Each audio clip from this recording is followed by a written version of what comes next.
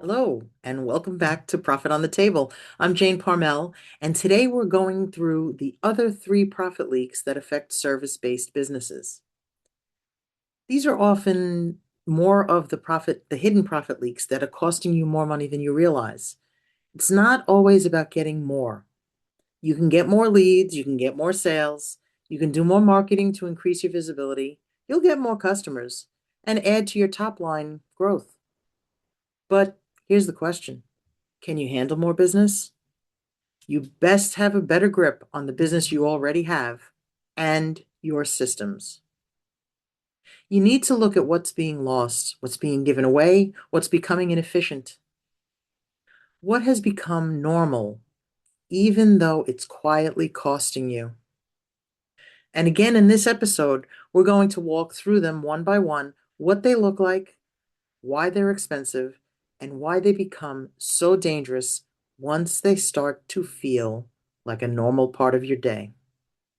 Just remember that fixing leaks and more are usually more profitable than chasing more sales.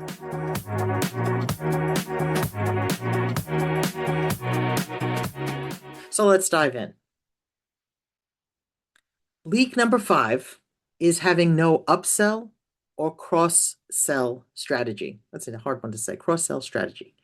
This one is huge because so many businesses work hard to win the client and then stop thinking the moment the first sale is complete. But if a client already trusts you, already values your work, already understands what you do, and already has a relationship with your business, that's not the end of the opportunity. It's very often the beginning of a deeper one. Maybe maybe maybe they need your next level of service. Maybe they need ongoing support. Maybe they need a complimentary offer.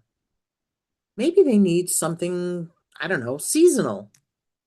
Maybe they need help in an adjacent area that you already provide or have someone in your network that can provide for them.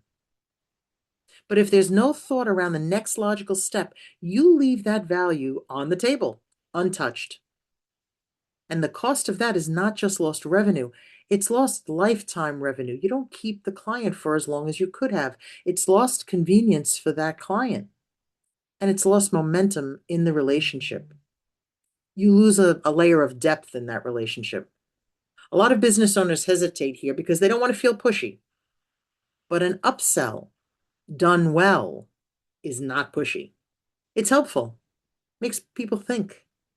If someone already trusts you and there's a natural next step, you're not serving them well by staying silent about it. Silence can be the leak too.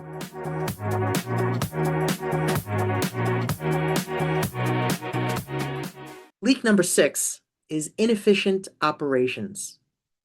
And this is where a lot of profit quietly disappears behind the scenes. This leak is not the sexy one. It is not the one that people usually post about. We said that earlier in the first episode. But it is one of the most expensive leaks. Inefficient operations show up as too many manual steps, too much duplicated work, too much time searching for information, no clear handoff between people on your staff, no documented process, unclear responsibilities, no accountability, too many things living in the owner's head, and too many preventable mistakes because the business is running on a memory instead of structure. And every time work has to be redone, that costs money. Every time someone has to stop and ask you what to do next, that costs money. Every time the owner becomes the bottleneck because everything roots back through them, that costs money. And beyond money, it costs energy. I mean, it is exhausting. It costs morale and speed. It costs scalability because you cannot grow cleanly on a messy foundation. Sure, you could push harder. You can stretch people further. Just hope you don't burn them out.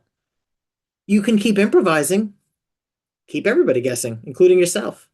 But eventually, inefficiency catches up with you. And by then, many owners think that they have a capacity problem when what they really have is a systems problem. You can handle more, you just have to fix the system.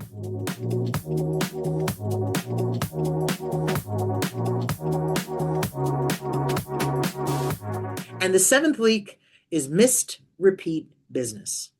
This is the money left behind when a former client is never re engaged. A lot of businesses spend so much time trying to win new clients that they forget about the people who already know them and the work they do. They already trust them and have already paid you.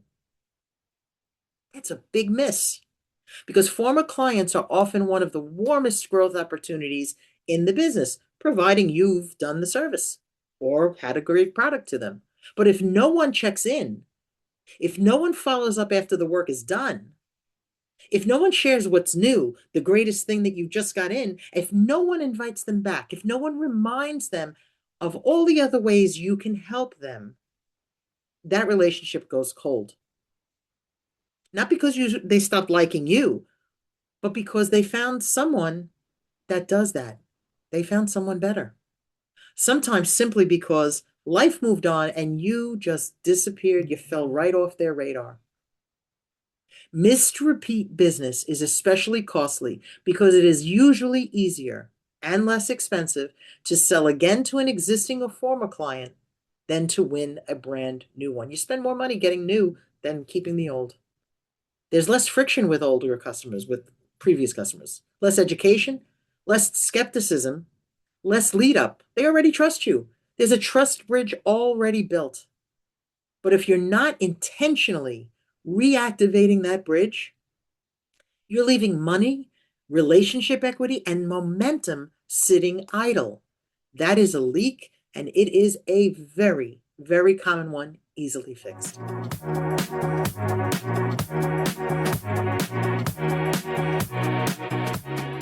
Now, here's the real danger with all seven of these leaks. They become normal. They become normalized. That's the part I really, really want you to hear. The danger is not just that they exist. The danger is that they start to feel ordinary. Underpricing becomes, oh, I'm just being competitive. Scope creep becomes good customer service. Weak follow-up becomes things just been busy and I haven't gotten to it. Inconsistent delivery becomes every client is different. No upsell strategy becomes I don't want to be salesy. I don't want to be pushy. Inefficient operations becomes that's how we've always done it. Missed repeat business becomes well, if they need us, they'll come back. I'm not chasing them. This is how profit leaks stay hidden. They get wrapped in explanations that I mean, honestly, sound reasonable. But once something feels normal, it rarely gets re-examined. But normal is not always healthy. Normal is not always profitable. And normal is definitely not sustainable.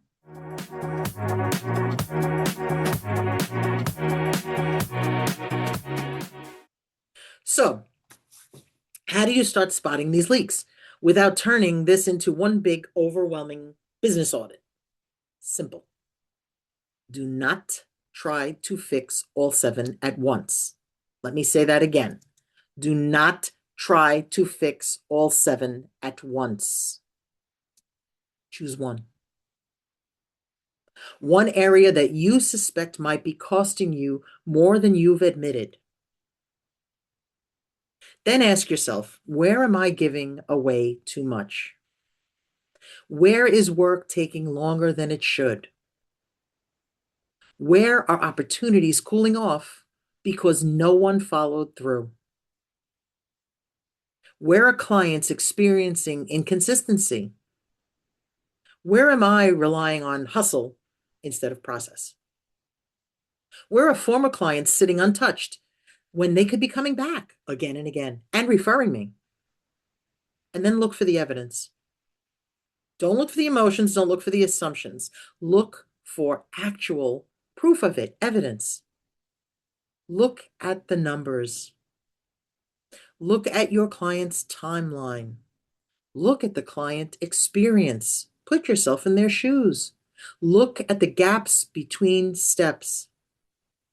Look at where your team gets stuck. Ask them where they're stuck. Look at where you get resentful as an owner, because resentment is often a clue. If you get resentful at your staff, there's a problem there, and it's probably inconsistency. If you're constantly feeling overextended, underpaid, frustrated, there may be a leak hiding very close underneath the surface of that feeling. So here's the reminder I want to leave you with. Fixing leaks is often faster than chasing more sales. Bottom line. Because when you fix a leak, you improve the return on the work you are already doing. You protect the value that you're already creating.